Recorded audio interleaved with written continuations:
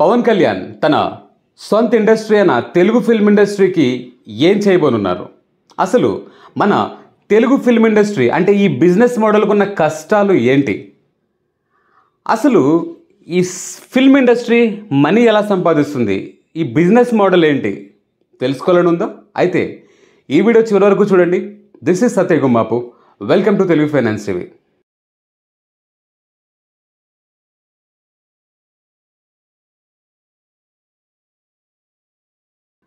ప్రస్తుతానికి ఫిల్మ్ ఇండస్ట్రీకి ఉన్న కష్టాలు ఏంటో తెలుసుకోవాలంటే దానికంటే ముందు అసలు ఈ ఫిల్మ్ ఇండస్ట్రీ డబ్బులు ఎలా సంపాదిస్తుంది అనే విషయం మనం ముందుగా తెలుసుకుందాం. అసలు ఈ బిజినెస్ మోడల్ ఎలా పనిచేస్తుందో తెలుసుకుందాం.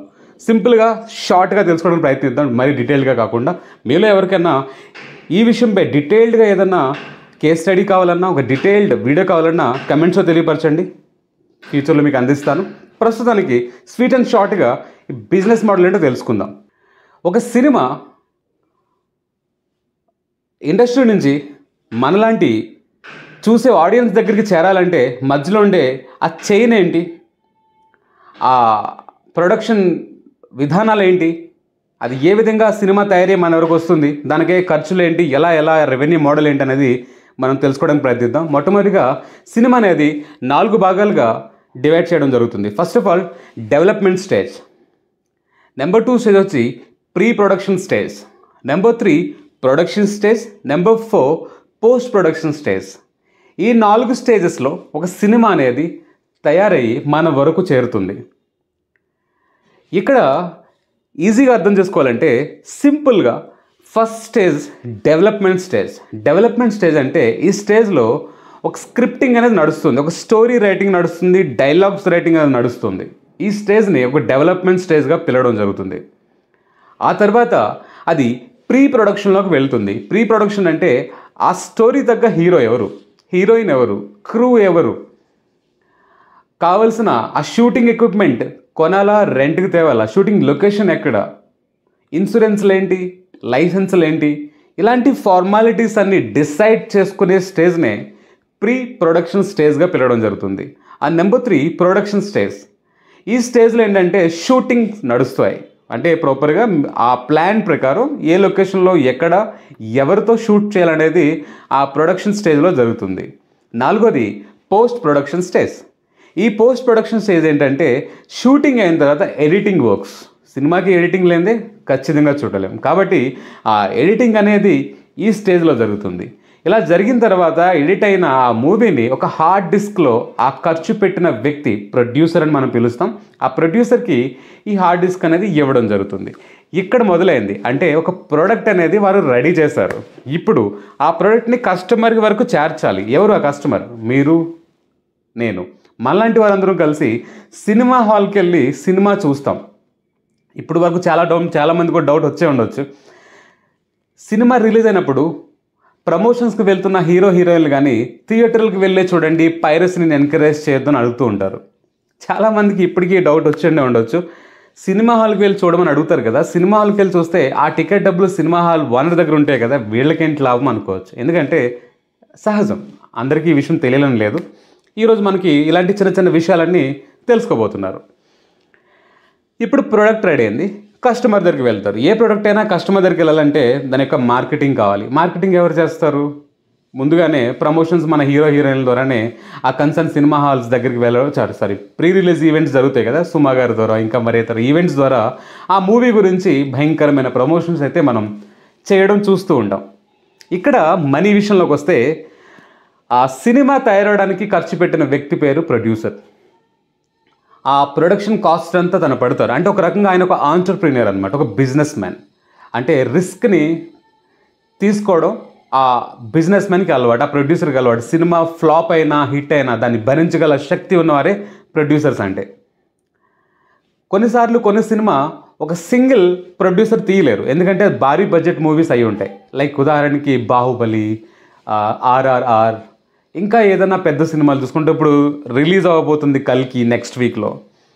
అలాంటి మూవీస్, భారీ బడ్జెట్ మూవీస్ ఒక సింగిల్ వ్యక్తి తీయడం కష్టం అవుతుంది. ఎందుకంటే కొన్నిసార్లు ఇవి 250, 300 కోట్ల వరకు పెట్టుబడి పెట్టాల్సి వస్తుంది. అది ఒక వ్యక్తి పెట్టలేరు. కాబట్టి మల్టిపుల్ ప్రొడక్షన్ వాళ్ళందరూ కలిసి ఒక ప్రొడక్షన్ హౌస్ ఫామ్ అయ్యి వారు ఆ యొక్క సినిమాని అయితే ప్రొడ్యూస్ చేయడం జరుగుతుంది. ఎందుకంటే ఇక్కడ హీరోల రెమ్యునరేషన్ అది చాలా ఎక్కువ ఉండడం గమనిస్తూ ఉంటాం. ఉదాహరణకి ఇండియాలో ది హైయెస్ట్ రెమ్యునరేషన్ తీసుకున్న హీరో ఎవరని అడిగితే షారుఖ్ ఖాన్. ఆ విధంగా దాదాపుగా 150 నుంచి 250 కోట్లు తన ఒక హీరోగా నటించినందుకే తీసుకుంటాడంటే ఒకసారి ఊహించుకోండి షూటింగ్ అయ్యే ఖర్చు ఎంత ఉంటుంది. ఇంకా మిగతా equipment, editing technicians, supporting artists కొన్ని కోట్ల ఖర్చు ఉంటుంది. సో అంత రిస్క్ తీసుకుని ఆ ప్రొడ్యూసర్ ఆ ప్రోడక్ట్ని తయారు చేస్తాడు. తయారు చేసిన తర్వాత అది నెక్స్ట్ వెళ్ళే లెవెల్ ఏంటంటే, జాగ్రత్తగా వినండి, మీరు ఈ విషయం ఎందుకు తెలుసుకోవాలనుకుంటానంటే, మనది బిజినెస్ ఛానల్, ఒక ఫైనాన్స్ ఛానల్. ఇదే కాకుండా ఇలాంటి మరెన్నో బిజినెస్ కేస్ స్టడీస్ కానీ బిజినెస్ మోడల్స్ కానీ నేను మీకు చెబుతూ ఉంటాను. అవి అర్థం చేసుకోవడం వల్ల మీ లైఫ్లో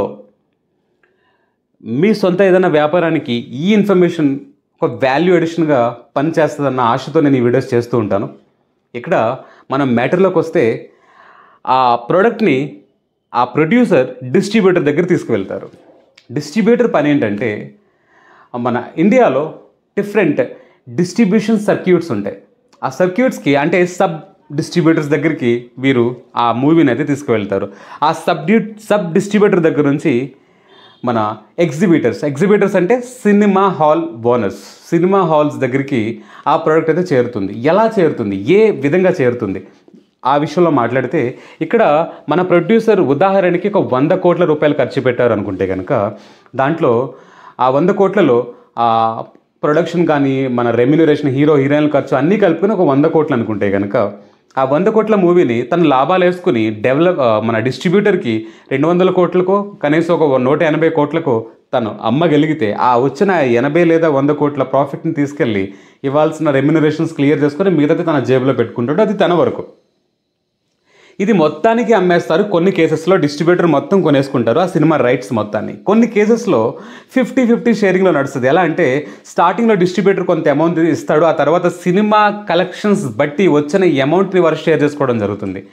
అదేంటంటే రిస్క్ అనేది ఇద్దరికి 50-50 ఉంటుంది. ఒకవేళ సినిమా ఫ్లాప్ అయితే ఇద్దరికి సమానంగా తక్కువ డబ్బులు వస్తాయి, ఒకవేళ సినిమా హిట్ అయితే సమానంగా ఎక్కువ డబ్బులు వస్తాయి. అది ఒక రకమైన మోడల్. రెండో రకమైన మోడల్ అంటే రాయల్టీ బేస్. దీంట్లో ఏంటంటే, ఆ సినిమాని తను ఇస్తాడు, ఇచ్చిన తర్వాత దాంట్లో కమిషన్స్ తీసుకుంటాడు అనమాట. లైక్ మీరు రన్ చేయండి, వచ్చిన దాంట్లో కమిషన్స్ తీసుకుంటామని, అదో రకమైన డీల్.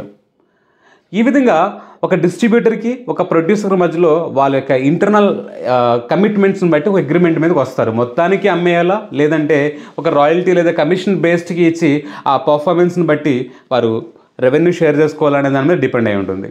ఇక్కడ వరకు వచ్చింది బాగానే ఉంది. ఇక్కడ నుంచి డిస్ట్రిబ్యూటర్ నుంచి ఎగ్జిబిటర్స్ వరకు, అంటే సినిమా హాల్ ఓనర్స్ దగ్గరికి వెళ్ళేటప్పటికి మనలో చాలామంది అనుకుంటారు, ఒక 100 రూపాయలతో సినిమా టికెట్ తీసుకుంటే ఆ 100 రూపాయలు కూడా సినిమా హాల్ ఓనర్స్ దగ్గరే ఉంటాయి అనుకుంటారు. కానీ కాదు.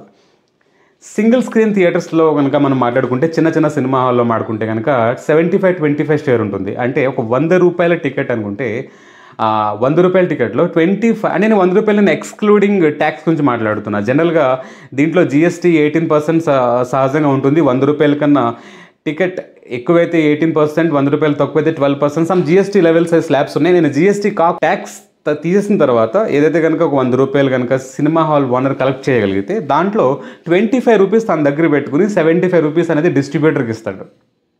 ఆ అగైన్ 75 అనేది ప్రొడ్యూసర్ టు హీరో, అది ఏ చైన్ అనేది మీకు ముందుగా అర్థమైంది అనుకుంటున్నాను. సో వీళ్ళిద్దరి మధ్యలో రిలేషన్ 75-25 ఉంటుంది. నెగోషియేషన్స్ ఉంటాయి వాళ్ళ మధ్యలో. రెండోది, కొన్ని మల్టీప్లెక్సెస్ ఉంటాయి, పెద్ద ఉంటాయి, ఐనాక్స్ అని, ఇంకా PVR అని, ఇలాంటి మల్టీ స్క్రీన్స్ ఎవరైతే సినిమా హాల్ ఓనర్స్ ఉంటారో వాళ్ళు ఏం చేస్తారంటే, ఫస్ట్ వీక్లో 50-50 షేరింగ్ అంటారు, సెకండ్ వీక్లో 60-40, 60 ఎవరిది, సినిమా హాల్ ఓనర్ది. ఎందుకంటే వారం గడిచే కొలితే ఆ సినిమాని వచ్చే ఆడియన్స్ తగ్గుతూ వెళ్తుంటారు. సో అప్పటికి సినిమా హాల్ అయితే కనుక ఒకరు వచ్చినా అంతే ఎలక్ట్రిసిటీ బిల్లు అంతే రన్ చేయాలి, 100 మంది వచ్చినా అంతే రన్ చేయాలి. కాబట్టి ఫస్ట్ వారంలో ఎక్కువ షేర్ తీసుకుంటారు, 50 తక్కువ తీసుకుంటారు, సెకండ్ వారం, మూడో వారం, నాలుగో వారం పెరిగే కొలితే ఆ సినిమా హాల్ ఓనర్స్ తమ యొక్క షేర్ పెంచుకుంటూ వెళ్తారు. 50-50 ఉన్నదల్లా 60-40, 70-30, 80-20 వరకు కూడా వెళ్ళే అవకాశాలు ఉంటాయి. ఆ విధంగా డిస్ట్రిబ్యూటర్స్కి మనీ సినిమా హాల్ నుంచి వస్తుంది. ఆ వచ్చిన డబ్బు మళ్ళీ ప్రొడ్యూసర్కి షేర్ చేసుకోవాలా, మొత్తం ఉంచుకోవాలనేది నేను ముందు లైన్లో మీకు ఆల్రెడీ చెప్పేశాను. సో ఆ విధంగా ఈ సినిమా ఇండస్ట్రీ బిజినెస్ మోడల్ అయితే ఉంటుంది. ఇక్కడ సమస్య ఏంటంటే, ఇక్కడ చిన్న మీరు చూసే ఉంటారు, ప్రమోషన్స్లో హీరో హీరోయిన్లు మాట్లాడుతున్నప్పుడు మీరు సినిమా హాల్కి వెళ్ళే చూడండి అంటారు. ఎందుకంటే ఇప్పుడు అర్థమైంది కదా, ఆ సినిమా హాల్లో వెళ్ళిన 100 రూపాయలు తిరిగి ఎక్కడికి చేరుతుందనే విషయం క్లారిటీ వచ్చిందని నేను అనుకుంటున్నాను. సో ఈ విషయం మీకు అర్థమైంది, కాస్త సాటిస్ఫైయింగ్గా ఉంది, ఫస్ట్ టైం తెలుసుకున్న వారు కమెంట్స్లో తెలియపరచండి. అండ్ ముఖ్యమైన విషయంలోకి వద్దాం. ఇది బిజినెస్ మోడల్. ఇప్పుడు మన తెలుగు ఫిల్మ్ ఇండస్ట్రీ కొన్న కష్టాలు ఏంటి? What are the problems the Telugu film industry is facing? Not only Telugu, any film industry is facing today. అదేంటంటే, గత ప్రభుత్వంలో అంటే వైఎస్ఆర్సీపీ టైంలో తెలుగు ఫిల్మ్ ఇండస్ట్రీకి కాస్త ప్రెజర్ వచ్చినట్టుగా మనం గమనించాం. అది సినిమా టికెట్ల రేట్ల విషయంలో కానీ, బెనిఫిట్ షోస్ అంటే సినిమా రిలీజ్ అయిన రోజున 4 షోలు అన్ని సినిమా హాల్లో ఉంటుంది. ఆ ఎక్స్ట్రా షో ఏదైతే ఉందో దాని మీద కూడా రెస్ట్రిక్షన్స్ విధించినట్టుగా మనం విన్నాం. దానివల్ల ఈ సినిమా హాల్ ఓనర్లు కాస్త ఇబ్బంది పడినట్టుగా, ఈ ప్రొడ్యూసర్స్, సినీ ఇండస్ట్రీ కాస్త ఇబ్బంది పడినట్టుగా తెలిసింది. ఎందుకు ఇబ్బంది పడింది? ఇక్కడ ప్రశ్న ఏంటంటే, ఎందుకు ఇబ్బంది పడింది? సినిమా హాల్ రేట్లు కట్ చేయడం వల్ల, ఇప్పుడు ఉదాహరణకి మీరు ఒక ప్రోడక్ట్ తయారు చేశారు, ఆ ప్రోడక్ట్ విలువ 100 రూపాయలు. మార్కెట్లో దాన్ని మీరు మీ స్టాఫ్ శాలరీస్ అవి ఇవి ఇవ్వగా మీకు ఎంత మిగిల్చుకుంటే మీకు జస్టిఫైయింగ్గా ఉంటుందని మీరు ఫిక్స్ అయ్యి మీ ప్రోడక్ట్కి మీరు రేట్ ఫిక్స్ చేస్తారు. మీ ప్రోడక్ట్కి మీరు రేటు ఫిక్స్ సహజంగా చేస్తూ ఉంటారు. ఆ 100 రూపీస్ని 150కో 170కో మీ యొక్క మార్జిన్స్ బట్టి, మీ యొక్క ఎక్స్పెండిచర్స్ని బట్టి మీరు రేట్ ఫిక్స్ చేస్తారు. అదే టైంలో గవర్నమెంట్ లేదా మరే ఇతర థర్డ్ పార్టీ వచ్చి మీరు 100 రూపీస్ తయారు చేసిన ప్రోడక్ట్ని మీరు ఇంత ప్రైస్కే అమ్మాలి అని మీ మీద ప్రెజర్ ఇస్తే కాస్త మీకు బరువుగానే ఉంటుందా లేదా? సో ఇది ఒక చిన్న సమస్య. రెండో సమస్య, షోస్ అనేవి 4 ప్లే అవుతాయి. అలాంటిది 5th షో అనేది, ఆ బెనిఫిట్ షో అనే దానివల్ల కాస్త మనీ అయితే ఇక్కడ జనరేట్ అవుతుందని క్లియర్గా అర్థమవుతుంది. సో దానిపై కూడా ఇబ్బందులు పెట్టడం జరిగింది. అది రెండోది. ఇది ఓకే, పొలిటికల్ ఆస్పెక్ట్, ఇవన్నీ సెట్ అయిపోతాయి. ఇప్పుడు ఎందుకంటే నిన్న మొన్న పవన్ కళ్యాణ్ గారిని కలవడానికి వెళ్ళిన అల్లు అరవింద్ గారు కానీ, మరి ఇతర దిల్ రాజు గారు లాంటి పెద్ద పెద్ద ప్రొడ్యూసర్స్ వెళ్ళి అల్లు అరవింద్ గారు మీడియాలో ఒక మాట అన్నారు. అదేంటంటే, టికెట్లు రేట్ అనేది చాలా చిన్న ఇబ్బంది, చాలా పెద్ద సమస్య కానే కాదు అన్నారు. దీన్ని బట్టి మీకేం అర్థమవుతుంది? దీనికి మించిన పెద్ద సమస్య ఇంకోటి ఏదో ఉందని. అదేంటో మనం అర్థం చేసుకోవడానికి ప్రయత్నిద్దాం. ఇప్పుడు జాగ్రత్తగా వినండి, ఎందుకంటే ఇప్పుడు నేను చెప్పబోయే సమస్య ఇది ఒక్కటే సమస్య అని చెప్పడానికి లేదు. మనకు తెలిసిన ఒక మేజర్ ప్రాబ్లం గురించి మాత్రమే మాట్లాడుతున్నాం. మరెన్నో ఇండస్ట్రీలో ప్రాబ్లమ్స్ ఉండొచ్చు, అవి ఇంటర్నల్ విషయాలు అయి ఉండొచ్చు. అవన్నీ ఒక పవన్ కళ్యాణ్ గారు ఆ ఇండస్ట్రీలో ఒక వ్యక్తిగా ఆయన అర్థం చేసుకోగలరు, ఆయన ఆ ప్రాబ్లంకి సమాధానం ఇవ్వగలరు. కానీ ఆడియన్స్గా, బయట వ్యక్తులుగా మనకు కనబడే ముఖ్యమైన విషయాల్లో ఒకటే అయినా నేను ఓటీటీ ప్లాట్ఫామ్ గురించి మాట్లాడబోతున్నాను. ఓటీటీ ప్లాట్ఫామ్ అంటే, ఓటీటీ గురించి మీరు వినే ఉంటారు, ఓవర్ ద టాప్. అసలు ఏంటిది? ఓటీటీ అంటే ఏంటి? మీరు ఇంటర్నెట్ వాడుతున్నా మీలాంటి యూత్కి, లేటెస్ట్ జనరేషన్ అందరికీ తెలిసిందే. డిస్నీ హాట్స్టార్ అని, నెట్ఫ్లిక్స్ అని, అమెజాన్ ప్రైమ్ అని, మనం ఈ మధ్యకాలంలో సినిమా హాల్కి తక్కువగా వెళ్తున్నాం. ఇంట్లోనే లేదా మొబైల్స్లోనే మూవీస్ వాచ్ చేసేస్తున్నాం. మరి సినిమా హాల్కి మనం వెళ్ళి సినిమాలు చూడకపోతే ఆ సినిమా హాల్కి మనం వెళ్ళి ఇచ్చిన డబ్బే కదా, అది ఎలా వెళుతుందో మీకు ఇందాక అర్థమయ్యేలా చెప్పాను అనుకుంటున్నాను. అలాంటిది మన సినిమా హాల్కి వెళ్ళకపోవడం వల్ల వాళ్ళకి నష్టమే కదా. కానీ మీరు అనుకోవచ్చు, మరి అలాంటప్పుడు ఈ ఓటీటీలో సినిమా ఎలా ప్లే అవుతుందని. ఓటీటీలో కూడా వారే అమ్ముతారు. కానీ ఇక్కడ జరిగే సమస్య అంటే జాగ్రత్తగా వినండి. మొదట్లో ఏం జరిగిందంటే, ఓటీటీ వచ్చిన మొదటి రోజుల్లో ఈ 3 ప్లాట్ఫామ్స్ అనుకుంది, చాలా ప్లాట్ఫామ్స్ ఉన్నాయి. కాంపిటేటివ్కి వెళ్ళి ఉదాహరణకి ఒక బాహుబలి సినిమా వచ్చింది అనుకుంది, ఎగ్జాంపుల్గా మాట్లాడుతున్నా, ఎగ్జాంపుల్ బాహుబలి. అప్పుడు ప్రభాస్ ఆ బ్రాండ్ ఇమేజ్ చూసి వాళ్ళు ఎన్ని కోట్లైనా ఇవ్వడానికి సిద్ధమై ఆ సినిమాని కొనడానికి సిద్ధమై వెళ్తుండేవారు. కొనేసిన తర్వాత ఆ సినిమా హిట్ అయినా ఫ్లాప్ అయినా ఈ ఓటీటీ వాళ్ళే భరించేవారు. తర్వాత వీళ్ళు ఏం చేశారంటే సినిమాని రిజెక్ట్ చేయడం స్టార్ట్ చేశారు. సినిమాలని రిజెక్ట్ చేయడం. ఎందుకు రిజెక్ట్ చేయడం? ముందు వాళ్ళు ఏమంటున్నారంటే, ప్రొడ్యూసర్స్ని, డిస్ట్రిబ్యూటర్స్ని ఏమంటున్నారంటే, ముందు మీ సినిమా హాల్లో దీన్ని ప్లే చేయండి, అక్కడ వచ్చిన పర్ఫార్మెన్స్ని బట్టి మేము రేట్ ఫిక్స్ చేసి నెగోషియేట్ చేసుకుంటామని అంటున్నారు. మొదట్లో అత్యంత లాభాలు పొందిన ప్రొడ్యూసర్స్ ఈ ఓటీటీ మీద సంపాదించారు. కానీ ఎప్పుడైతే వీళ్ళు నెగోషియేషన్ చేయడం మొదలుపెట్టారో, ఫిల్మ్స్ని రిజెక్ట్ చేయడం మొదలుపెట్టారో కాస్త కష్టాలు అయితే ఇక్కడ ఎదురయ్యాయి. ఆబ్వియస్లీ అంతే కదా. ఒక సినిమా అది పర్ఫామ్ చేస్తేనే, కస్టమర్లు ఆడియన్స్ వస్తేనే ఆ సినిమా అనేది, ఆ మనీ అనేది తిరిగి ప్రొడ్యూసర్స్ దగ్గరికి, డిస్ట్రిబ్యూటర్ దగ్గరికి వెళ్ళడం కనబడుతుంది. అలాంటిది ఈవెన్ ఓటీటీ వాళ్ళు కూడా సినిమాలు రిజెక్ట్ చేయడం స్టార్ట్ చేసిన తర్వాత వారికి కష్టాలు అయితే కనబడడం మొదలయ్యాయి. తర్వాత పైరసీ అందరికీ తెలిసిందే కదా. దాని గురించి నేను ప్రత్యేకంగా ఇక్కడ మాట్లాడాల్సిన విషయం లేదు. అది ఎప్పటి నుంచో ఎన్నో ఏళ్లుగా మనం వింటూ వస్తున్నాం. దాని గురించి ఎంకరేజ్ చేయదని చాలామంది ప్రొడ్యూసర్స్, హీరోస్ వచ్చి రిక్వెస్ట్ చేసిన ఆ సందర్భాలు మనకి కనిపిస్తూనే ఉన్నాయి. ఓకే గైస్, సో ఇప్పుడు మీకు అర్థమైంది అనుకుంటున్నాను మన తెలుగు ఫిల్మ్ ఇండస్ట్రీ కష్టాలు ఏంటి. ఆ టికెట్స్ కావచ్చు, తర్వాత ఈ బెనిఫిట్ షోస్ కావచ్చు, ఓటీటీ వాళ్ళతో ఉండే నెగోషియేషన్స్ విషయంలో ఏమో రాబోయే రోజుల్లో ఏదన్నా ఒక పాలసీ తీసుకురావచ్చు గవర్నమెంట్ని రిక్వెస్ట్ చేసి. జనరల్గా యూట్యూబ్స్లో కొంతమంది రివ్యూస్ ఇస్తూ ఉంటారు. మూవీని చూసి చూడకముందే, లేదంటే తనకున్న అండర్స్టాండింగ్స్తో ఒక మూవీకి ఎంతో కొన్ని వందల కోట్ల కష్టపడి వాళ్ళు ఖర్చు పెట్టి కష్టపడి చేసిన మూవీని సింపుల్గా 2 లైన్లో సినిమా పోయిందిరా అంటారు. ఆ నెగిటివ్ న్యూస్ స్ప్రెడ్ అవ్వడం వల్ల చాలామంది సినిమా హాల్కి వెళ్ళడం మానేస్తున్నారు. ఏం పోయిందంటే ఏం అలా అవసరం లేదు, టీవీలో వచ్చేస్తే చూద్దాంలే అనుకుంటారు. సో ఆ విధంగా వాళ్ళ బిజినెస్ అనేది తగ్గుతుంది. ఇక్కడ ఏం జరుగుతుందంటే, ఇలాంటి రివ్యూస్ ఏవైతే వస్తున్నాయో, దిల్రాజు గారు కూడా అన్నారు, కేరళలో ఏదో ఒక యాక్ట్ ఉందంట. ఆ యాక్ట్ ఏంటంటే, సినిమా రిలీజ్ అయిన కొన్ని డేస్ వరకు ఎటువంటి సోషల్ మీడియా ఇన్ఫ్లుయెన్సర్ కానీ మరెవరు కానీ రివ్యూస్ ఇవ్వడానికి వీలు లేదు అని. అప్పుడు ఆ ఫస్ట్ వీక్ 2 వీక్స్లో ఆ ఎంతూజిజం ఏదైతే ఉంటుందో, కొత్త సినిమా రిలీజ్ అయిన తర్వాత జనాలు చూడాలని అనుకుంటే దాంట్లోనే వాళ్ళ పెట్టుబడులు కనీసం బయటకు వచ్చేస్తాయి.